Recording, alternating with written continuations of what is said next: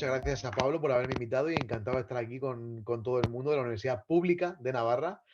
Y nada, simplemente quería centrar una pequeña exposición,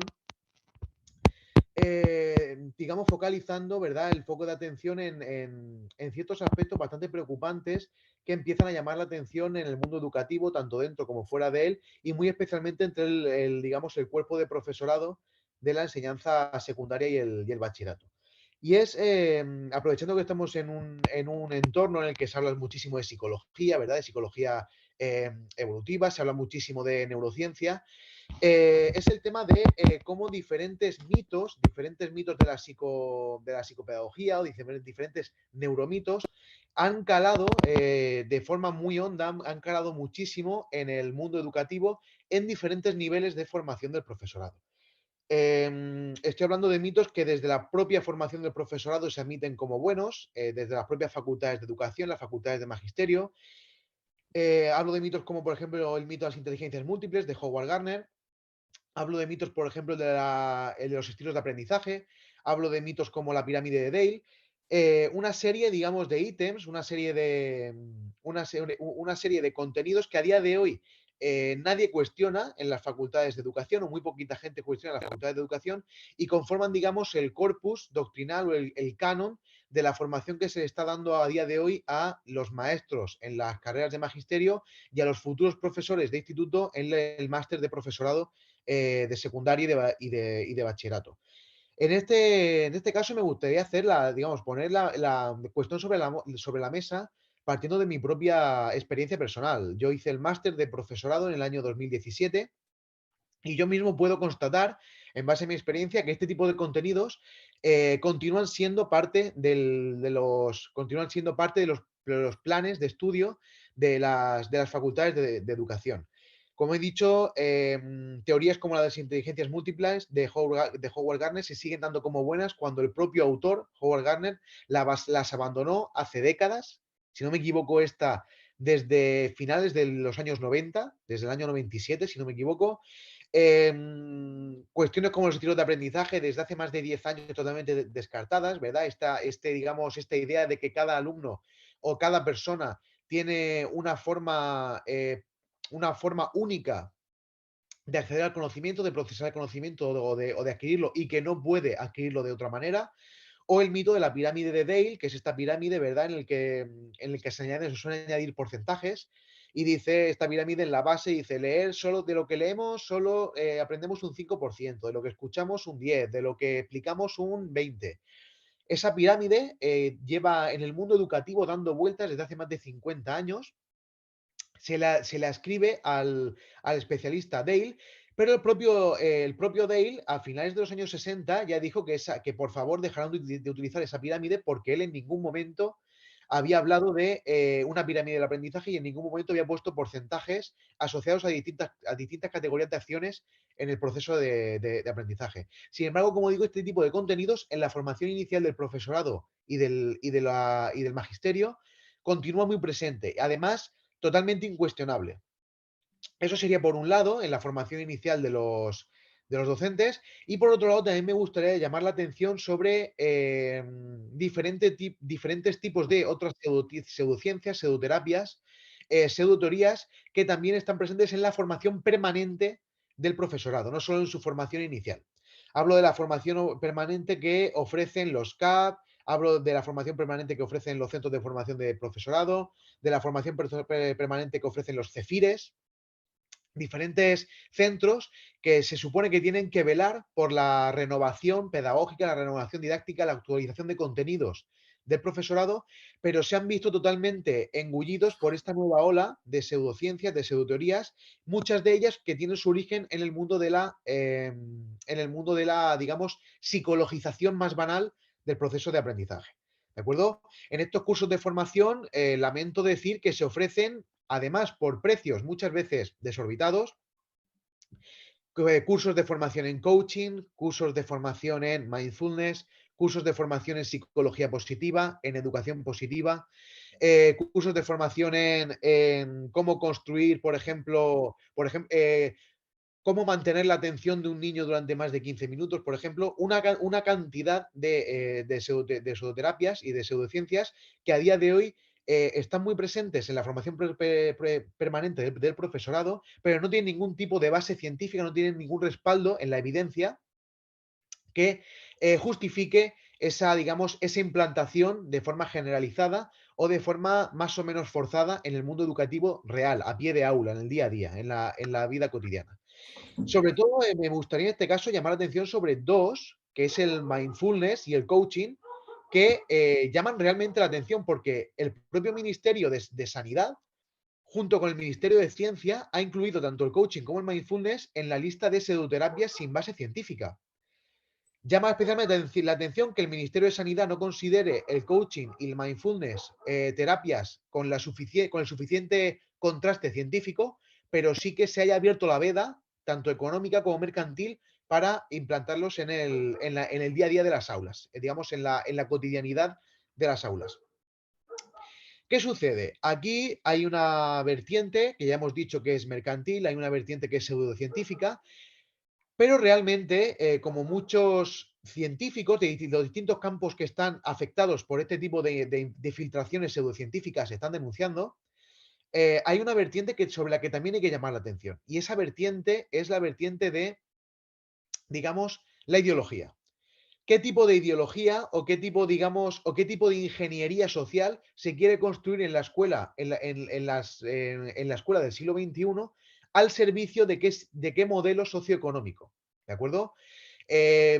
Psiquiatras como Manrique Solana, psicólogos como Edgar Cabanas, sociólogas como Eva Youth, no paran de poner el foco sobre este tipo de propuestas pseudocientíficas que se quieren filtrar en el mundo educativo y están denunciando que detrás de ellas en realidad hay un tipo de discurso que quiere ser hegemónico, hay un tipo de formación que quiere ser hegemónica y que no va tanto encaminada a la formación, digamos, científica y humanística propia de una escuela ilustrada, propia de la que tiene como objetivo formar una ciudadanía crítica y autónoma, sino una escuela al servicio de un modelo socioeconómico que requiere de un individuo adaptable y adaptado a un modelo socioeconómico y a una realidad material objetiva muy, muy concreta.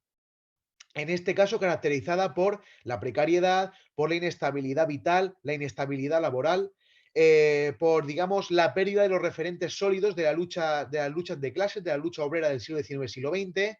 Es un tipo de, digamos, un tipo de individuo que se tiene que acostumbrar a sobrevivir en la precariedad, en la inestabilidad, asumir el riesgo, adaptarse al riesgo y a la incertidumbre.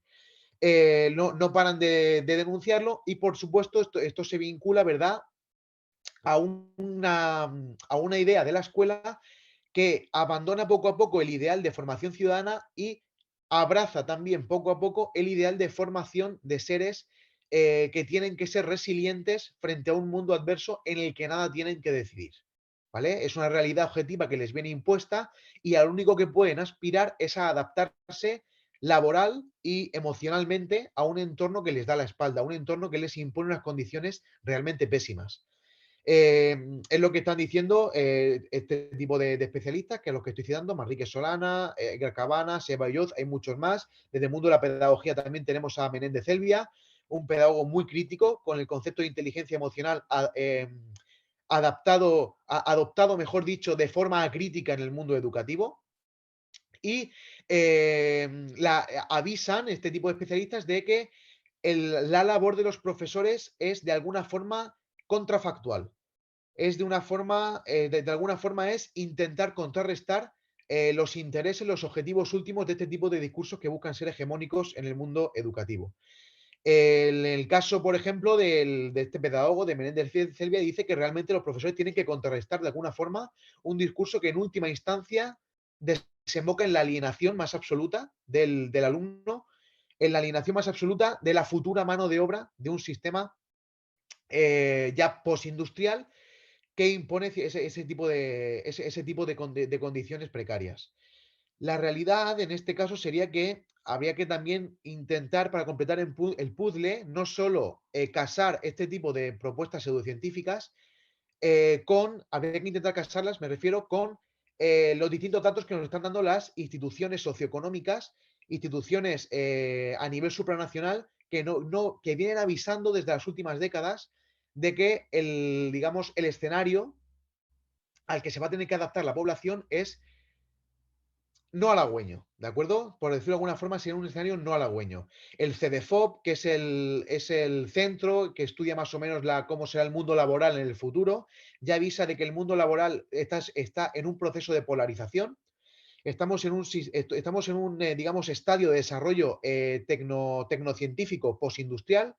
Los procesos productivos cada vez requieren de menor mano de obra por la tecnificación y la mecanización y robotización de los procesos productivos. Y por tanto, el mercado laboral del futuro más inmediato, del futuro próximo, va a necesitar solo una pequeña parte de mano de obra altamente cualificada.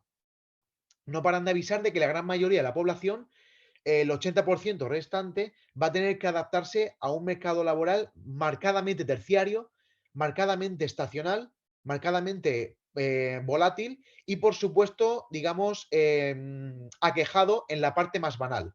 Es decir, el alumno de hoy tiene que asumir de forma acrítica tener que adaptarse en el futuro a tener que cambiar de trabajo unas 15 veces a lo largo de su vida laboral.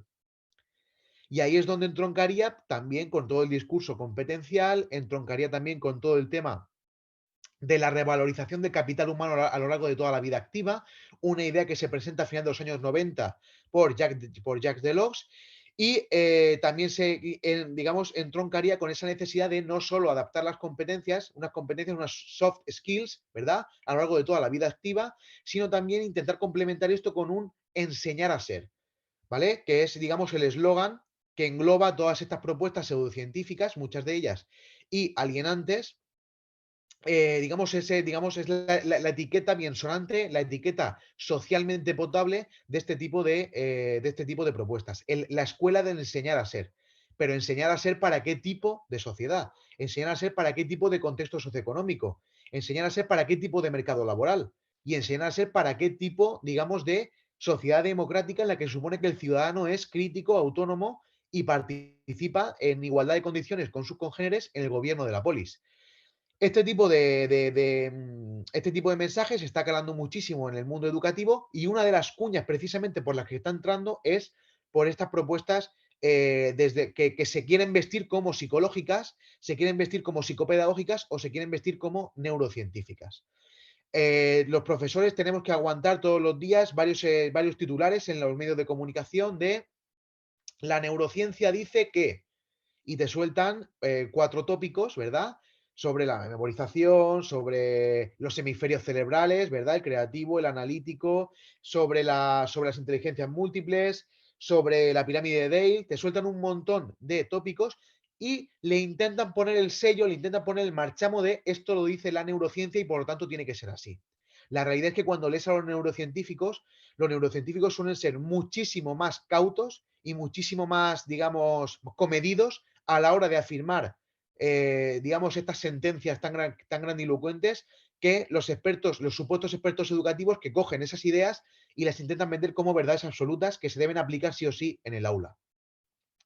Como digo, de distintas ramas del conocimiento de la ciencia se intenta avisar a los profesores de que nos asumamos un papel crítico con respecto a este tipo de propuestas y hay que decir que realmente sí que se están haciendo cosas. Desde la base, muchísimos profesores se están organizando, se están haciendo congresos, se están haciendo asambleas, se están haciendo plataformas para, desde la propia base del sistema educativo, los propios profesores que estamos a pie de aula en secundaria y bachillerato, contrarrestar este tipo de discursos y, digamos, democratizar una vía, digamos, una aproximación a la realidad educativa basada en la evidencia real, basada en los estudios bien informados y basada, por supuesto, en las prácticas realmente contrastadas en el aula. Se está haciendo en bachillerato, se está haciendo en la ESO y también, por supuesto, se está haciendo en muchísimas facultades de educación, donde cada vez más pedagogos, expertos en didáctica específica, en didáctica general, están empezando a ver las costuras a este tipo de discurso que en la realidad solo genera mercantilización, solo intenta extraer recursos de gasto público en la escuela y solo intenta, digamos, meter todo el pack neoliberal, digamos, de la formación de ese ciudadano adaptable y adaptado a una realidad económica y sociolaboral bastante precaria. Se están haciendo muchas cosas. Invito a la gente que nos esté viendo a informarse, lo que está haciendo la Fundación Episteme en Cataluña, lo que está haciendo la Asociación OCRE en Valencia, lo que están haciendo muchísimos compañeros en Castilla-La Mancha, lo que están haciendo muchos sindicatos que hasta ahora se habían puesto de perfil, porque muchas de estas, digamos, propuestas pseudocientíficas se han intentado revestir de progresía, se han intentado revestir digamos, de avance, ¿de acuerdo? De modernidad. Pero muchos sindicatos también están empezando a tomar partido y a adoptar una actitud crítica frente a este tipo de propuestas. Invito a toda la gente que nos está oyendo a investigar, a ver todo lo que se está, a ver todo lo que se está escribiendo sobre esto, todo lo que estamos poniendo en común y sobre todo también a ver toda la cantidad de crítica que hay en la propia literatura científica, ¿vale? Tenemos a Marta Ferrero en psicopedagogía dando muchísima guerra por una educación basada en evidencias y tenemos también a Derfer en Cataluña y tenemos a un montón más de compañeros en las facultades haciendo un grandísimo trabajo por intentar ir desmontando estos mitos, neuromitos, mitos pedagógicos, mitos didácticos y empezar a limpiar toda la formación del profesorado de este tipo de digamos, de material fungible que debería desaparecer. No obstante, queda mucho. El otro día, la semana pasada, sin ir más lejos, vi que una universidad, concretamente la UNED, una universidad ofrecía el título de experto en mindfulness. Ofrecía a los profesores el título de experto en mindfulness. Y da la casualidad de que el mismo día que la UNED ofrecía ese tipo de título, que no sé qué clase de evidencia científica tiene, salía un estudio a nivel internacional sobre los problemas que estaba generando la implantación de la práctica del mindfulness de forma generalizada, de forma indiscriminada en todos los niveles educativos en otros países de Europa.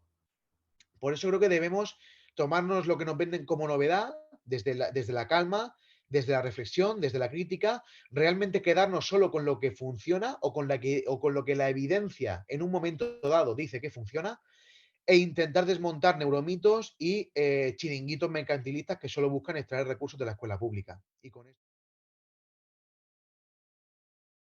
sin duda, el gran concepto a día de hoy en la escuela, en los cambios educativos, en los vaivenes legislativos, ¿verdad? Que no paramos de sufrir desde hace varias décadas, es el concepto de competencia. El concepto de competencia es un concepto a día de hoy en debate. A día de hoy, digamos, es la trinchera, es la línea de trinchera donde se está librando, digamos, la batalla educativa. Es el concepto que viene con la mochila cargada de toda la ideología que intentan poner el sistema en el que vivimos, el sistema socioeconómico en el que vivimos. Y es el concepto que debería focalizar a día de hoy todos los debates. El concepto de competencia a día de hoy se vende, digamos, como la piedra angular en torno a la cual debe girar un sistema educativo, en torno a la cual se debe montar. Los alumnos ya no deben saber tanto, sino que deben saber hacer cosas, ¿verdad? Eso dicen, o deben desarrollar un tipo de capacidades generales, abstractas, a las que llamamos competencias. ¿Qué problema tiene esto? El problema primero que tiene el enfoque competencial es que no hay una definición única, unívoca, no hay una definición, digamos, general que todo el mundo pueda aceptar, objetiva y apoyada en la evidencia, que nos permita a todos saber qué significa una competencia. Sin ir más lejos, la LOMLOE la ha hecho César Coll en España y el propio César Coll en varias entrevistas dice que no sabe, no han llegado a un acuerdo, a una definición explícita de qué significa competencia. Es decir, hemos montado todo un sistema educativo en torno a un concepto totalmente indefinido, que nadie sabe realmente qué es. El anterior ministro de Portugal, Nuno Crato, en una entrevista que no tiene ni un mes, a la Fundación Episteme de Barcelona, el propio Nuno Crato, el ministro de Portugal, dijo, nadie tiene ni idea de qué significa la palabra competencia en educación. Claro, ¿qué pasa? El concepto de competencia está en debate, ¿de acuerdo? Está en la trinchera, como he dicho, porque el concepto de competencia, si rastreamos su origen, es un concepto que tiene su origen en el mundo laboral. ¿vale? En el mundo de la empresa, en el mundo de los recursos humanos. Es un concepto que ideó un psicólogo, es un concepto que, digamos, puso sobre la mesa un psicólogo haciendo un estudio sobre empleabilidad y productividad. Este psicólogo en los años 70, no me acuerdo, creo que era McClellan, este psicólogo americano en los años 60 pone sobre la mesa en su estudio sobre empleabilidad y productividad, es un estudio para al servicio de las empresas, pone el concepto de competencia. En este estudio dice que para las empresas a partir de finales del siglo XX no va a ser tan importante lo que un trabajador sepa o no sepa, sino las actitudes y comportamientos, digamos, las soft skills que ese trabajador va a desarrollar a lo largo de su vida laboral y cómo ese trabajador se va a reciclar para continuar siendo productivo para la empresa. Ese concepto lo pone sobre la mesa un psicólogo, recogen el guante de las competencias, digamos, los departamentos de recursos humanos de las grandes empresas y lo ponen en funcionamiento. Ese concepto va a pasar a finales de los años 90, pasa directamente. Hay un pequeño conato digamos, de desembarcar en el mundo educativo con Edgar Faure en el año 73, si no me equivoco, pero realmente que lo va a poner sobre la mesa para el mundo educativo va a ser Jacques Delors. Jacques Delors, al final de los años 90, pone sobre la mesa que el concepto de competencia que había nacido en el mundo laboral, en el mundo de la productividad, en el mundo de la contratación, debe también aplicarse a la lógica académica, a la lógica educativa y debe desembarcar, digamos, en los planes de estudio y en la legislación de los diferentes países del mundo desarrollado, ¿de acuerdo? Del mundo que estaba en pleno proceso postcapitalista, perdón, postindustrial, ¿vale? El que lo pone sobre la mesa es Delors, claro, revestido de toda una aura de modernidad, de progreso, que digamos que ha sido su careta, digamos, la careta que ha hecho el concepto socialmente potable, que al final no deja de ser una completa sumisión del mundo académico, del mundo de la escuela, al mundo laboral. Digamos, convertir la escuela, que en un principio tiene como objetivo formar ciudadanos, en un campo de adiestramiento, en un campo de entrenamiento para las futuras manos de obra precarias que necesita el mundo capitalista postindustrial, que como he dicho es un mundo laboral muy, muy polarizado y muy precarizado. El que lo pone sobre la mesa es Delors. A partir de ahí, el concepto de competencia poco a poco ha ido impregnando toda la legislación educativa de los países del primer mundo, del mundo desarrollado, de los países desarrollados, básicamente los países que forman parte de la OCDE, y desde ese momento ha entrado en el mundo educativo. ¿Qué pasa? Que conforme se ha intentado imponer en el mundo educativo el concepto de competencia, por un lado se ha deslegitimado, digamos, todo lo que era el concepto de escuela tradicional, una escuela basada en disciplinas académicas, científicas, humanísticas, una escuela, digamos, basada en la adquisición de conocimientos, basada en la comprensión de conceptos, basada, digamos, en la lentitud, digamos, en el trabajo espaciado y en el trabajo también analógico. Y poco a poco ha ido intentando desplazar este concepto de la escuela que llaman tradicional por el concepto que llaman la escuela del siglo XXI, en la que los alumnos importa ya muy poquito si aprenden más o menos, mientras que desarrollen una serie de tips que llaman competencias clave específicas, generales o básicas. El problema, evidentemente, la pedagogía ha intentado adoptar un concepto que no es de su campo, un concepto que ella misma no ha parido, un concepto cuyas bases teóricas son tremendamente endebles, y en el mundo educativo es donde se le están viendo las costuras, ¿de acuerdo? No casa. El concepto de competencia del mundo laboral no casa con el mundo pedagógico, con el mundo de la educación. Saber hacer un eje cronológico es una competencia. Saber resolver una ecuación de segundo grado es una competencia, pero saber resolver problemas en general no es ninguna competencia. Es decir, ese intento por, digamos, difuminar los límites de las disciplinas científicas y humanísticas en favor de unas competencias generales, se está viendo un fracaso. Se está viendo un fracaso porque hemos partido de una idea realmente falsa, no corroborada, y es que puede haber competencias que trasciendan a todos los campos del saber y sin necesidad de dominar el campo del saber se pueden trasplantar de uno a otro para resolver los problemas de los distintos campos. Y eso es imposible. Sin una base, las disciplinas tienen su lógica interna, tienen sus métodos internos, tienen sus procedimientos internos, y sin un dominio previo y efectivo de los contenidos de la materia, de sus métodos y de sus procedimientos, es imposible desarrollar unas competencias, digamos, que los abstraigan.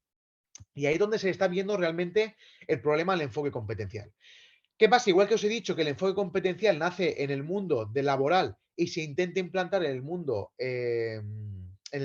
educativo, lo mismo le pasa al concepto, digamos, a este mundo psicologizante, ¿de acuerdo? Que tiene como epicentro la gestión de las emociones, la gestión de la propia identidad, que el concepto de competencia lo puso sobre la mesa McLelland, el concepto de gestión de emociones lo puso sobre la mesa su discípulo, que no es otro que Daniel Goleman. Daniel Goleman fue un discípulo de McLelland y para completar, digamos, el puzzle de su maestro, de su mentor, junto al concepto de competencia, pone sobre la mesa Daniel Goleman el concepto de gestión de las emociones, es decir, la construcción del ser y la adaptación del individuo al contexto, más que la capacidad del individuo para transformar el contexto, que es la idea clave que arrastrábamos desde el siglo XIX y es la idea realmente, digamos, emancipadora, emancipadora del individuo. Sí, el tema de la memoria es que creo que se ha creado un hombre de paja, ¿verdad? Un hombre de paja contra el que luchar, que realmente no existe. Es un hombre de paja que se inventa para justificar el discurso propio. Esa escuela excesivamente memorística, esa escuela de los reyes godos, esa escuela de los afluentes del Duero, esa escuela hace décadas que no existe. Y la cruzada contra la memoria empieza a ser sospechosa, porque luchar contra la memoria, ¿de acuerdo? Es pegarse un tiro en el pie en el proceso de aprendizaje. Al final, decir que la escuela no debe ser memorística es como decir que las matemáticas no deben ser simbólicas o no deben ser numéricas. No existe aprendizaje, es decir, nada has aprendido si nada ha quedado en tu memoria a largo plazo, después de un proceso de aprendizaje. Es decir, no me puedes decir que un aprendizaje no puede ser memorístico, porque al final todo aprendizaje en última instancia tiene que quedarse en la memoria, tiene que ser memorístico. Otra cosa es que se abuse, digamos, de la memorieta. Pero abusar de la memorieta no quiere decir que la escuela no sea memorística. Debemos simplemente basarnos en la evidencia. Sin memoria no hay aprendizaje. Si no se ha quedado en la memoria, nada se ha aprendido. Y hay que evitar luchar contra ese muñeco de paja de que los niños solo van a la escuela a memorizar, vomitar en un examen y olvidar. Esa escuela creo que nadie realmente de forma honesta la puede mantener. Creo que nadie de los que vean este vídeo puede decir yo en la escuela no aprendí nada. O yo en la escuela memoricé, vomité un examen y no aprendí nada. Porque la realidad es que estamos donde estamos, sabemos lo que sabemos y buena parte de lo que sabemos se lo debemos a la escuela. ¿Qué pasa? Aquí creo que hay muchísimos sesgos que juegan en torno al campo de la memoria. Primero es el sesgo de creer que hemos olvidado muchas más cosas de las que realmente olvidamos. ¿Qué quiere decir esto? Yo, por ejemplo, soy profesor de historia. Soy profesor de historia, licenciado en historia, estoy haciendo un doctorado en historia.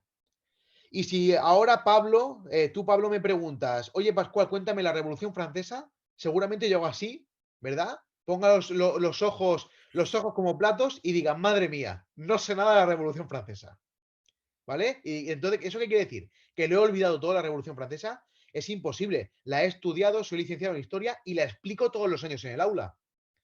¿Qué pasa? Que la memoria al final es como un andamio, ¿verdad? Un concepto tira de otro, una relación tira de otra, y creemos que hemos olvidado más de lo que hemos olvidado cuando nos lanzamos a la piscina y queremos tenerlo todo en la punta de la lengua ya, para este momento. Creemos que hemos olvidado muchas más cosas de las que hemos olvidado.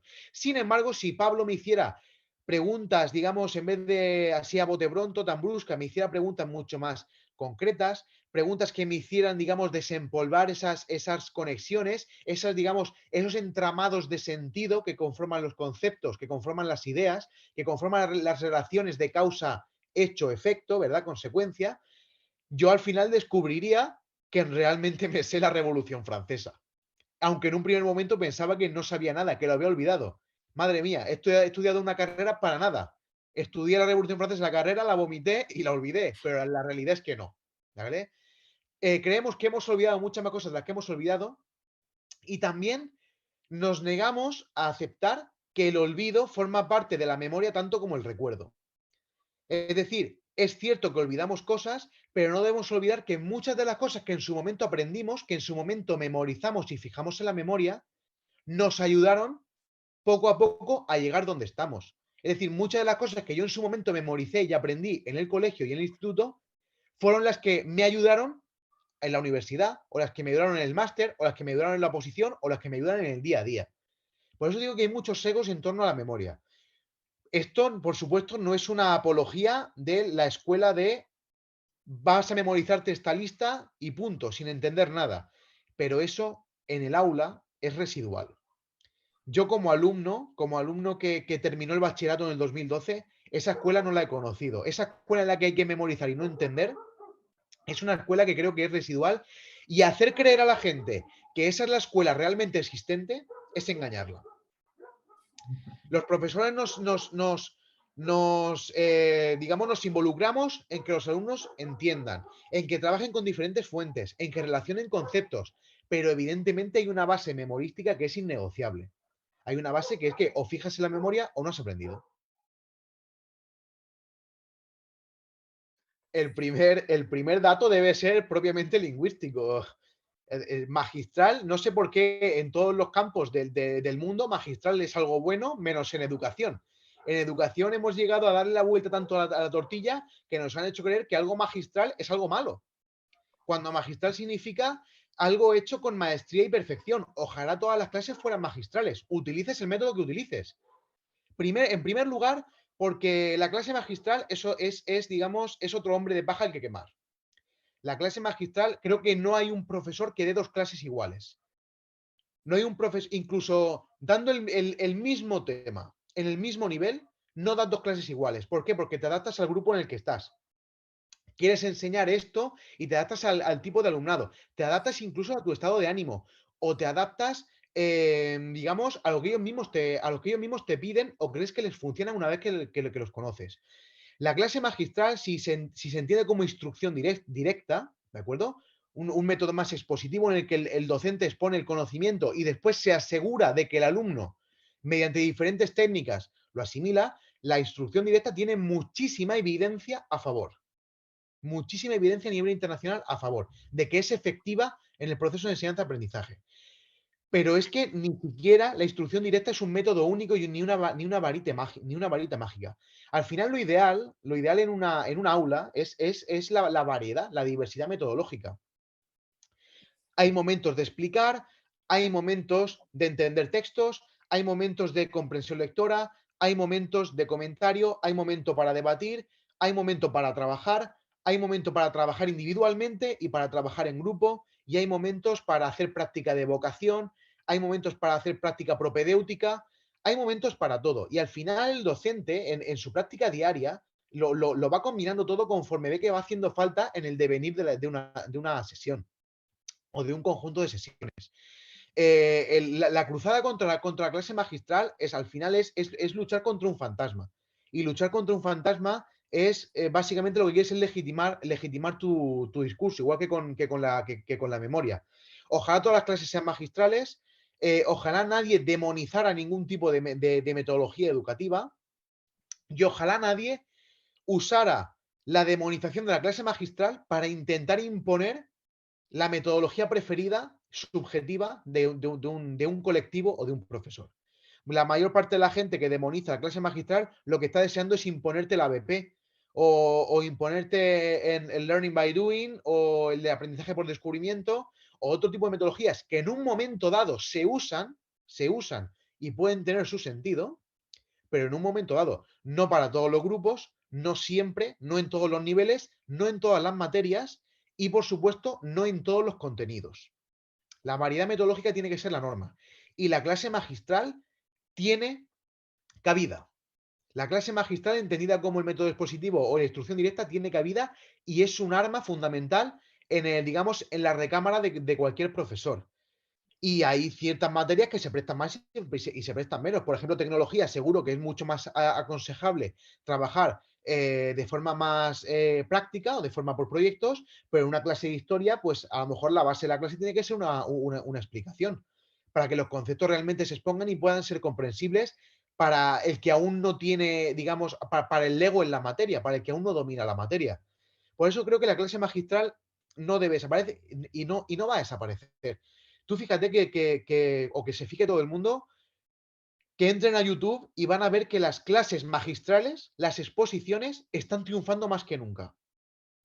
Las, al final no hay nada, o con poquitas cosas aprendes más que escuchando un discurso ordenado, una exposición ordenada, jerárquica, coherente, interesante, de una persona que realmente domina una materia. Y ahí está a tope Internet, YouTube, de clases magistrales a las que muchos alumnos acuden si ven que en el aula no es suficiente. Claro, la pedagogía en sí, ¿de acuerdo? Digamos que la ciencia de la educación en sí es una teoría, es pura teoría, ¿de acuerdo? La contemplación, lo que significa teoría en griego clásico, ¿vale? Es la ciencia que estudiaría el proceso de enseñanza-aprendizaje y que reflexionaría sobre ese proceso, ¿de acuerdo? Y cómo se relaciona este proceso en el contexto socioeconómico y en el contexto, digamos, de la sociedad en la que le toca convivir. ¿Vale? Digamos que la pedagogía es lo que te da la base teórica, es lo que te da el enfoque, lo que te da el paradigma, lo que te da el marco teórico sobre la que desarrollar digamos, el modelo educativo, y la didáctica tiene un perfil mucho más técnico. La didáctica, digamos, hay una didáctica general, ¿verdad? Que puede tener mucho más sentido en fases como la primaria, la educación primaria, primero, sexto de primaria, pero después la didáctica tiene una fase aún más técnica, aún más especializada, que es la didáctica específica. La didáctica específica es investigación técnica, investigación, digamos, mucho más concreta sobre cuál es la mejor forma de enseñar cada uno de los conocimientos, de los contenidos que conforman las materias del currículum. Hay una didáctica específica de historia, hay una didáctica específica de lengua, hay una didáctica específica de matemáticas, que sí, además es interesantísima y es lo que realmente nos ayuda más a los profesores en el día a día. La didáctica te propone este tipo de métodos, este tipo de técnicas, este tipo de herramientas y por tanto la didáctica es, digamos, un soporte mucho más cercano a la realidad del aula. Mientras que la pedagogía, digamos, se queda en un enfoque, perdón, en un nivel mucho más abstracto, mucho más teórico, mucho más, digamos, en los fines, ¿de acuerdo? Las causas finales y las causas eficientes de para qué sirve un sistema educativo. En el caso de la. No creo que haya una lucha entre pedagogía y didáctica, pero sí que es cierto que la pedagogía, digamos que es más porosa, es más permeable a que se filtren ideas, o sea, a que se filtren aspectos ideológicos alejados del tema científico o alejados de la evidencia. El caso que tú comentas más claro a día de hoy en España sería el caso de poner la metodología en el centro del proceso, la metodología, y que los conocimientos giren en torno a esa metodología. Es decir, se debe adaptar el qué al cómo. Cuando, digamos, en la tradición logocéntrica occidental, en la tradición, digamos, del pensamiento racional occidental, desde que nace en los presocráticos, ¿verdad? De que nace en la antigua Grecia hasta el siglo XX, en el centro siempre ha estado el concepto, en el centro ha estado la idea, en el centro ha estado el contenido, el conocimiento que hay que adquirir y que una vez adquirido hay que mejorar y construir a partir de ahí, por supuesto. O sea, el contenido que se da siempre es la base a partir de la cual es la plataforma segura, a partir de la cual se puede empezar a reflexionar e ir más allá. Pero en el centro siempre ha estado el qué y ahora quieren que en el centro del proceso de aprendizaje esté el cómo. ¿Qué pasa? Que esto tiene muchos problemas. ¿Por qué? Porque hay ciertos campos del saber, hay ciertas materias, ciertas disciplinas que se adaptan mejor o peor a según qué metodología.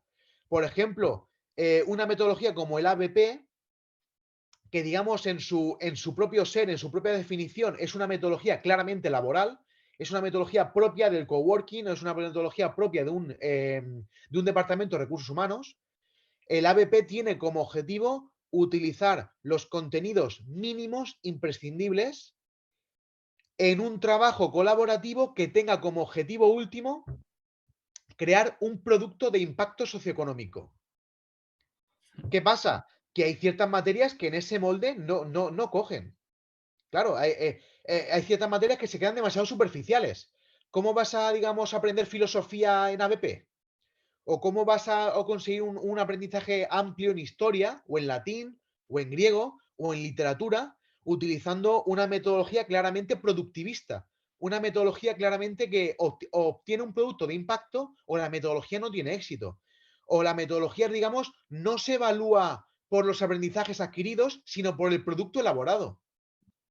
Eso al final ahí crea, digamos, una contradicción, crea una disonancia que son las costuras que se le están viendo al modelo educativo que se quiere imponer y que se vende como la escuela del siglo XXI. Y claro, no os pueden extrañar que partiendo de poner este tipo de metodologías en el centro, rápidamente surjan preguntas como ¿y para qué me sirve aprender esto? ¿O para qué me sirve aprender filosofía? ¿O para qué me sirve aprender literatura?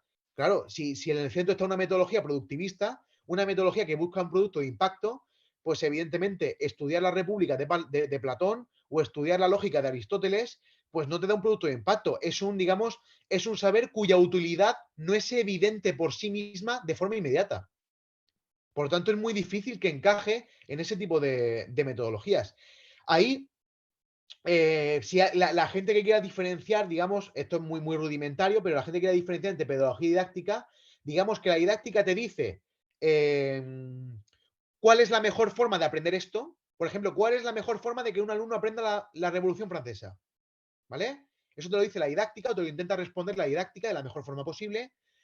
Mientras que la pedagogía, digamos que sería una pregunta mucho más ideológica. Una pregunta como, ¿es necesario que el alumno aprenda la Revolución Francesa? Que es una pregunta totalmente diferente. No es lo mismo preguntar cuál es la mejor forma de aprender algo que preguntar si ese algo se debe aprender o no. Y ahí es donde está, digamos, la tensión a día de hoy en el debate educativo.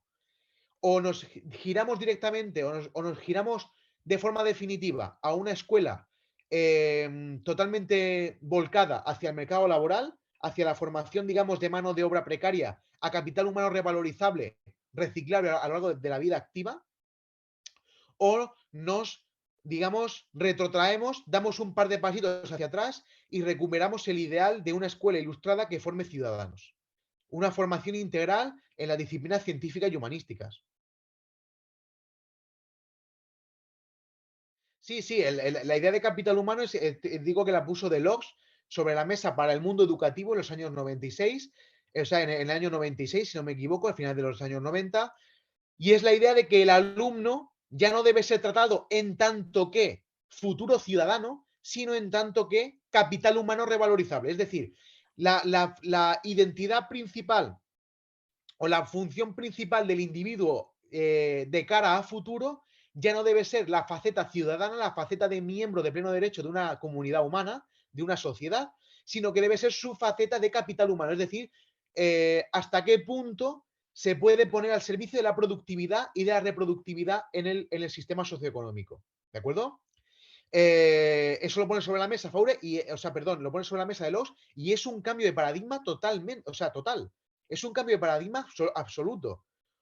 O sea, es decir, la escuela productivista o la escuela, digamos, más centrada, aunque la escuela, esto hay que decirlo, ¿de acuerdo? Hay que dejarlo claro, la escuela nunca ha sido independiente del mundo económico. Y eso es así, ¿de acuerdo? Desde que nace la escuela, aunque nace con un post ilustrado, la escuela siempre ha estado, digamos, limitada, ¿de acuerdo? En sus límites, ha estado, digamos, definida por las necesidades del mundo socioeconómico. Eso es así. Cuando hacía falta, digamos, una gran formación porque a los estados-nación les hacía falta incorporar grandes masas laborales como funcionarios, el sistema educativo ha sido más exigente. Cuando el Estado ha necesitado más mano de obra técnica o fabril para la producción industrial, la formación ha sido muchísimo más práctica.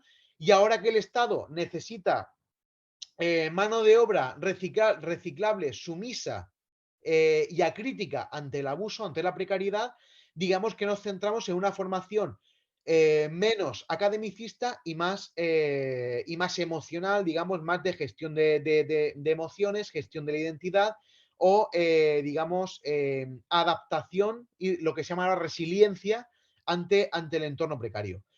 El, una escuela, por lo que abogo yo y abogamos muchísimos profesores, es por dar un pasito atrás e intentar recuperar, en la medida de lo posible, ese ideal ilustrado de escuela al servicio de la sociedad, al servicio de la formación de ciudadanía.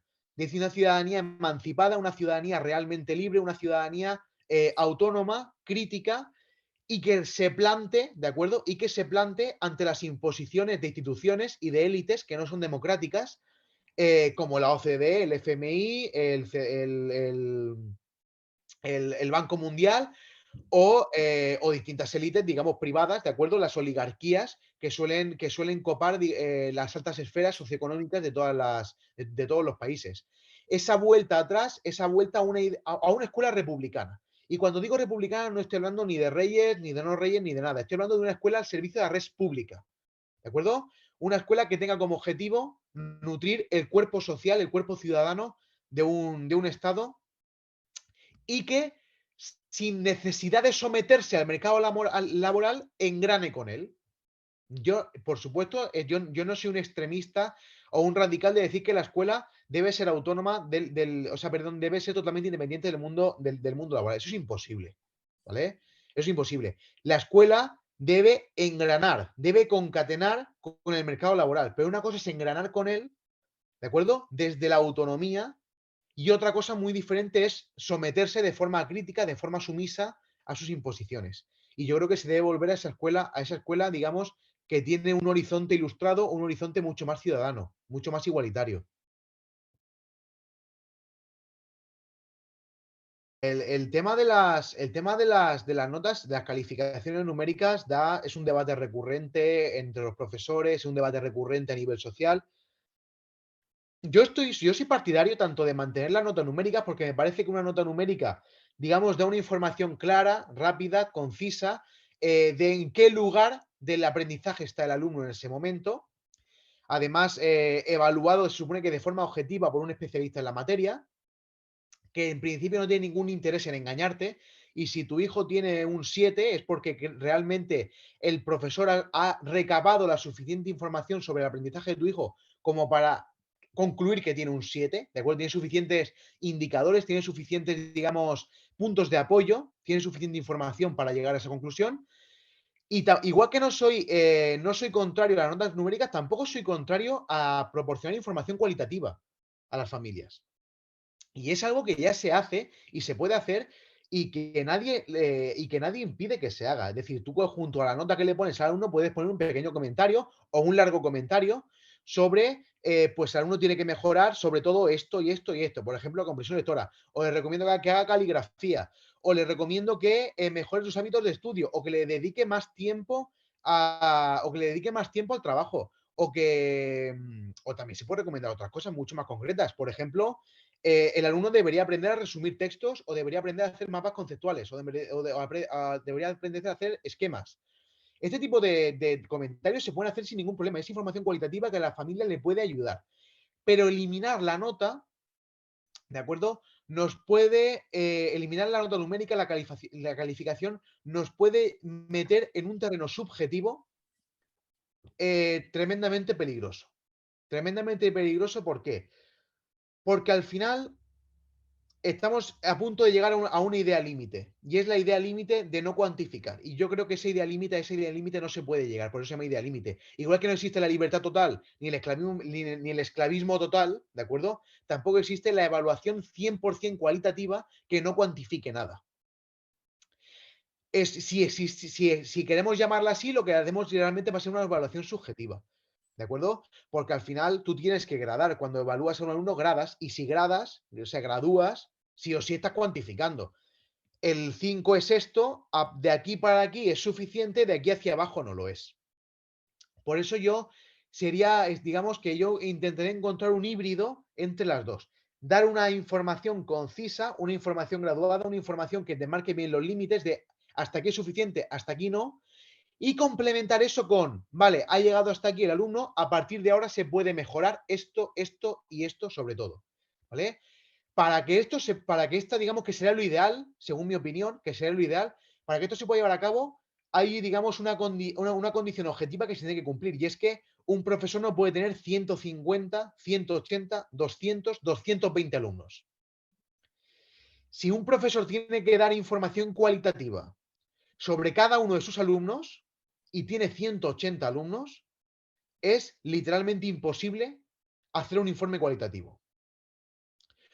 O, como mucho, se podrá optar a un informe cualitativo genérico en el que se ponen, digamos, cuatro ítems, ¿de acuerdo? 4 ítems de forma automática, un copy-paste, ¿verdad? Un copia-pega, porque realmente es imposible. Si yo tengo que poder hacer un informe cualitativo, además de corregir exámenes, además de corregir trabajos, además de prepararme mis clases, además de dar las clases, además de los claustros, además del papeleo, de las programaciones de aula, si además de todo eso yo tengo que hacer un informe cualitativo de cada alumno, el tiempo material realmente disponible es insuficiente.